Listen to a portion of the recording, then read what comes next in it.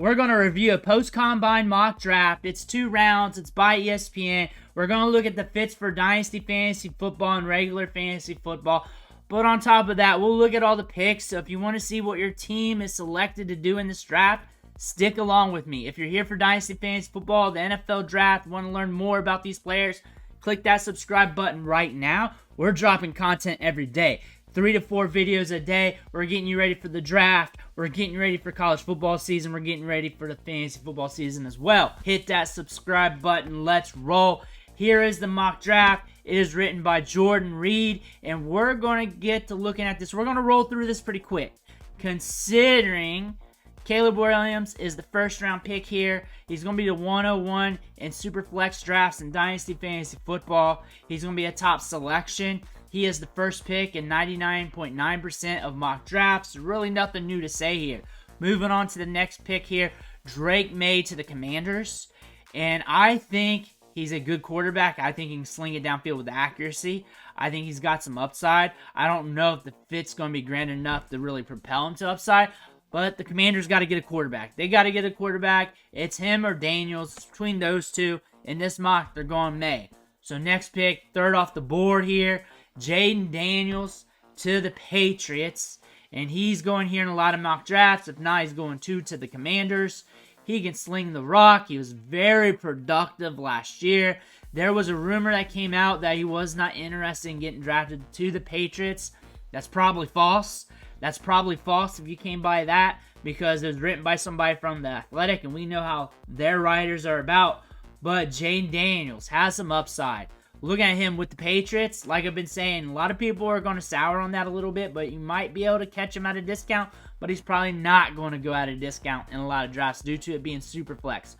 Marvin Harrison Jr. to the Cardinals. 99.9% of drafts, he's going to the Cardinals. That's just what's happening here. That's where he's going, and he's getting selected there almost all the drafts. We've covered this a million times already. He'll be the top wide receiver drafted in Dynasty Leagues unless somebody really wants Nabers or Nabers goes to a grand situation. He's not going to lose status at all. This is pretty much baked into his prospect profile at this point. Moving down to the next pick here, to pick 5 here, Nabers to the Bears. I've been looking at some mock drafts, so honestly, everything's going to feel new to me. Nabers to the Bears. Very interesting selection here. I've seen a lot of mock drafts where Nabers falls to the Bears. Here they're trading up with the Chargers. They're getting Nabers, which is probably what they'll need to do to be able to get him. Pairing him with Caleb Williams. I think that's going to be a fantastic combo. That's like a dream combo coming out of college, because you're getting one of the best wide receivers, if not the best wide receiver from last year.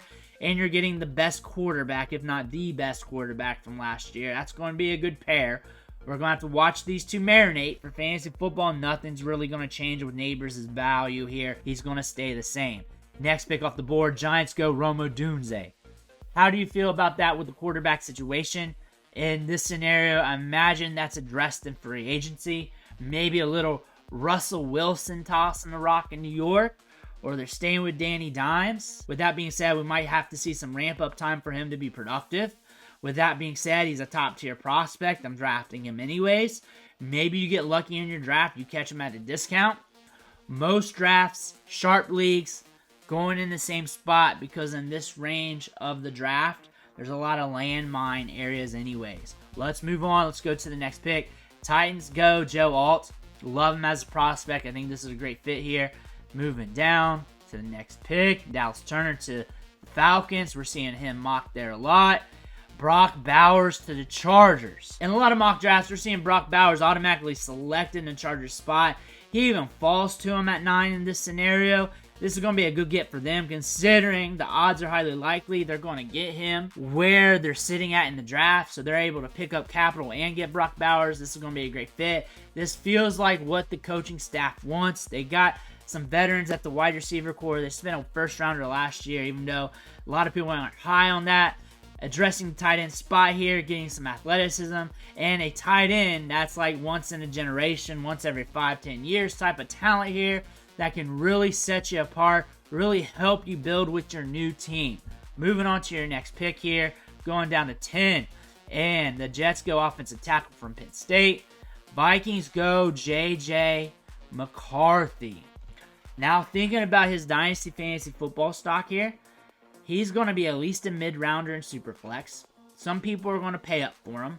Some people might pay up for him more than Jaden Daniels. He's got Justin Jefferson.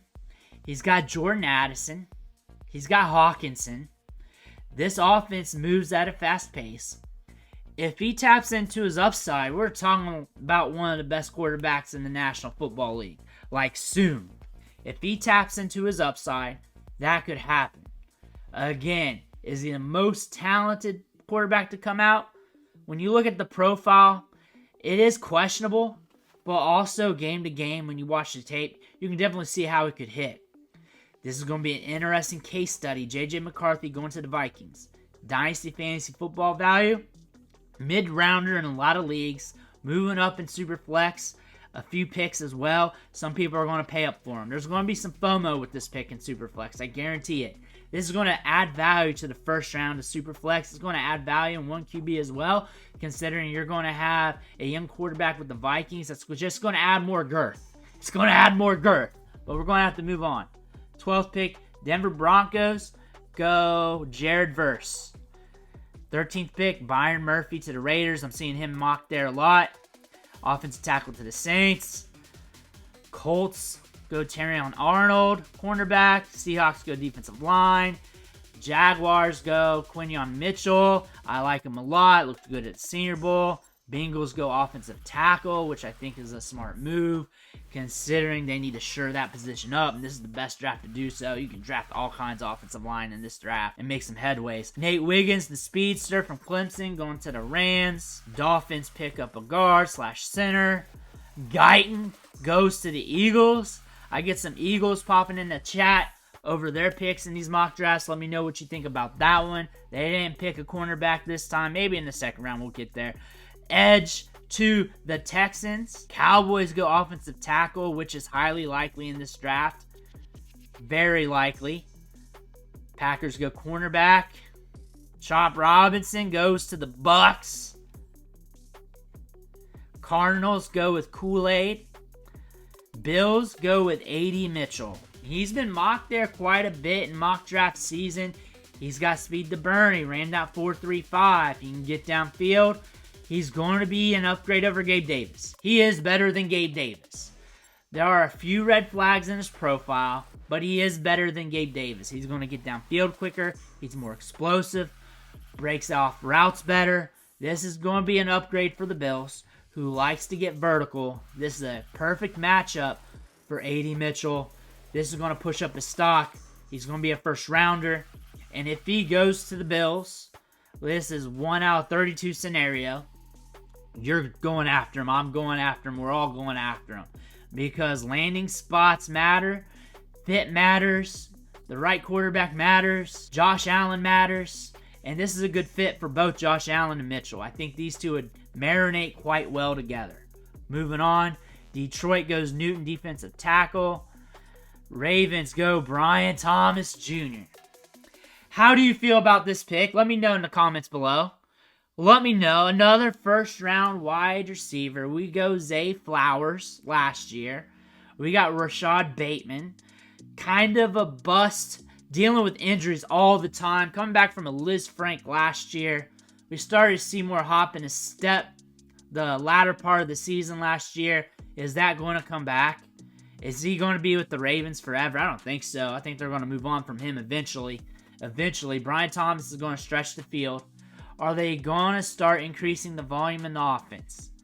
Mark Andrews isn't getting much younger. They need more passing weapons. They need to be more consistent in the passing game. Brian Thomas Jr. is a damn good prospect. He's going to be a discount. Probably latter part of the first round. He's going to be a discount now. Are you going to press that button on him? It really depends on what happens in the second round. It really depends on what happens with the running backs. I'll take the discounts. I'll take the discount, but I'm not paying up because I've been burned by these Ravens before. Zay Flowers has been all right. He's been all right, but not over the moon. But he's only just a rookie. If he gives us a jump in year 2, what about Brian Thomas? Why are these guys drafting wide receiver after wide receiver in the first round? Why not we pay up for a veteran and just call it a day? Oh, they keep re-signing with their teams. This might mean they get stuck with Gabe Davis or something. Next pick off the board with the Niners. They get cornerback Xavier Worthy to the Chiefs. This is a home run pick. This is a home run pick. Xavier Worthy is just jumping stock. He's just jumping stock here. He fits in this offense. Patrick Mahomes throws like an 8 out of 9 average per game to game because we were bitching about Rashee Rice last season, how we wished he got deeper targets. He can get you yards after the catch. He can break it downfield. This is going to be a good weapon for the Chiefs. I see him fitting well in this offense. This is the perfect spot for him, and I think the Chiefs would continue to smash wide receiver here. That's it for the first round. Let's go to the second round here. Keon Coleman to the Panthers. I don't think this is the greatest fit. I don't think this is great for his fantasy value. You're going to catch him at a good price in the second round. Moving on, offensive tackle to the Patriots. You got to build around that quarterback now. Now we're moving offensive tackle to the Cardinals. Offensive line's deep in this draft. They're going to catch a lot of talent at the offensive line spot. Next, Commanders. Center guard, Barton from Duke. Pick 37. Chargers go cornerback. Pick 38, Ladd McConkey to the Titans. I think this is an okay fit NFL-wise. I think Will Levis needs a deep threat. I think he needs a guy like Troy Franklin to push it downfield. I think Ladd McConkey can get downfield. I think he's highly versatile. I think he's great for the Titans offense as he'll add some versatility inside, outside. That'll really help them out. And over time, I see him being effective here. From a fantasy lens, the volume has to be right. Will Levis has to develop. That's the thing about that. If Will Levis steps up, Ladd McConkey's fantasy value will step up. Moving up, Bo Nix to the Giants. What do you think about that pick there? I think it's highly interesting. I think he's going to be a developmental prospect there. You're just going to have to wait. You're still going to have to pay a lot for him in drafts, and there's a lot of wide receivers. There's a few more running backs now that you can look at in this year's draft. You're going to pay the back end of the first round, early second round rookie drafts. That's going to be the price tag. That's going to be the Will Levis price. That's what you're going to pay for Bo Nix. Moving down here, Commanders go edge. 41. Packers go linebacker. 42. Vikings go defensive tackle. And Xavier Leggett goes to the Falcons, paired with Drake London, Kyle Pitts, Bijan Robinson. They get more athleticism with this team in this scenario. They got a quarterback, I imagine. That being said, they're adding more athleticism. I like this NFL-wise. You get yourself a good 2 to develop into. Fantasy-wise, I don't think there's enough volume to go around. He'll be a splash play guy probably in fantasy if this offense starts clicking anytime soon. He'll be a splash play guy. London, if this offense starts clicking, will be a big-time threat. Pitts will start being productive. More consistent production we'll see out of Pitts. And then also Bijan is going to start Bijaning. And then Xavier Leggett is just going to get the crumbs after that. Next pick after this at 44, Michael Penix to the Raiders. Project quarterback at this point in a weird spot. This team's kind of rebuilding, retooling on the fly. And you're just going to have to wait and see. You're going to have to pay an early second rounder to get them in Superflex rookie mock drafts or rookie drafts in general. Saints go edge here. Colts go Roman Wilson. So in the slot, you got him, Josh Downs. Then you also got Michael Pittman there. You also got some other wide receivers on the offense to help stretch the field. Wilson, you can move on the outside as well. He's not just a slot guy. I like to call him a slot plus. Fit-wise, this is good for your quarterback. Fantasy-wise, could be a nightmare. Again, though, he's going to be cheap. He's probably going to be pushing to the third round because in the middle of that second round, we're going to see that run of running backs. We're going to see a run of running backs. Those running backs getting drafted in the latter part of the second round, in the middle of the third round. Those guys are going to run up that second round area. Some of those fourth round running backs, that's going to push down a guy like this who's in a clustered scenario. But we're moving on down to our next pick. Giants go defensive tackle. Jaguars go guard. Bengals go Theo Johnson. Highly athletic prospect with length. I love it here. I think the Bengals are doing a smart thing going offensive tackle in the first round, getting their tight end in the second round, and using him to develop into the offense, considering you got T. Higgins, you got Jamar Chase. Why push things? Don't move up in the draft to get Bowers. Bowers is not falling to the Bengals anyways. You see that in mock drafts, which means people got to stop mocking him to the Bengals because it's not realistic. This is a good pick by the Bengals. I like him in fantasy. Second round pick, but are you going to draft him over the wide receivers in the second round? Are you going to draft him over that running back in the second round? Could be a value, could be a guy that exceeds expectations, but I do like him. I'm very intrigued. I might buy him in season as he's ramping up. Next, pick 50, linebacker to the Eagles. Pick 51, center to the Steelers. Pick 52, edge to the Rams. Pick 53, safety to the Eagles. And the Browns go with Malachi Corley, Western Kentucky. We picked up Cedric Tillman last year. We got Moore as well. We can play in the slot and outside. We got Amari Cooper. All of a sudden, this offense is loaded at wide receiver with a lot of depth. Fantasy-wise, there might be a ramp-up period for Corley. You can move him around. You can use him as a short target guy that can get you a lot of yak. He's rocked up, jacked up, and get you a lot of yards after the catch due to that. He's more like a Debo-esque Samuel type of player. Fantasy-wise, there might be a ramp-up period. Fantasy-wise in Dynasty, it's going to be cheap in rookie drafts. You're going to see the contested depth chart. However, injuries happen. Amari Cooper plays hurt a lot. Think about that. This could be a good opportunity for Malachi Corley, and it's very sneaky. That being said, Dolphins go with JT Sanders.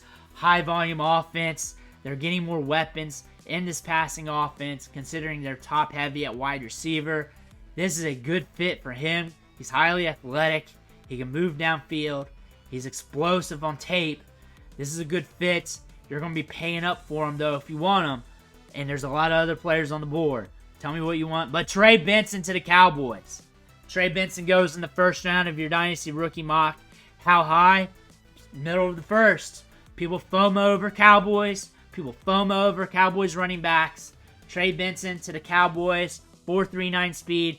Going to the Cowboys. The thing is that offensive line's not the same. They're trying to shore things up by getting bodies in this draft. They're going to make some moves. But if they get Trey Benson, they're going to be catching some upside. Next pick, we're seeing Troy Franklin to the Bucks. Upside here for days. A developmental prospect. We got Godwin. We got Evans still. But they do need some youth. Franklin for fantasy, he's going to fade. He's going to fade a bit. He's going to be cheap. He's going to be very cheap. You're picking him up for a rainy day. You're picking him up for the long term, and you may have to taxi him for a bit, but it might be worth it for the long term, especially if Baker Mayfield catches that long-term bag, gets a good contract. Troy Franklin might be a guy for the long term. The short term, I'm not expecting all my wide receivers to hit anyways, so you might want to catch that discount. Packers goes with Jonathan Brooks. You got to love this offense the way they're building. If they add a running back like Brooks, even though year one's kind of a wash for you, you got to be excited about that. That year one wash is going to get you a running back here at a cheap cost that has good tape, good metrics, catch passes out of the backfield, goes to a good offense like that. You got to take that discount. That's a good price. Moving down here, Texans go cornerback here. Let me know, Texans fans, what you feeling about this draft. Bills go with Sweat, defensive tackle. 61, Lions go cornerback. They draft Hart. At 62, the Ravens go guard. At 63, Niners go offensive tackle. Kansas City Chiefs go defensive tackle to end this draft. Let me know what you think about this draft in the comments below. I think it's all right. It's more realistic than a lot of drafts. I think it's all right. It's more realistic than a lot of the drafts we've covered so far. We've seen a lot of mock drafts drop over these last few days. I'm going to cover a lot of them on the channel. Make sure you hit that subscribe button on the way out. I want to thank you for watching. Catch you on the next video.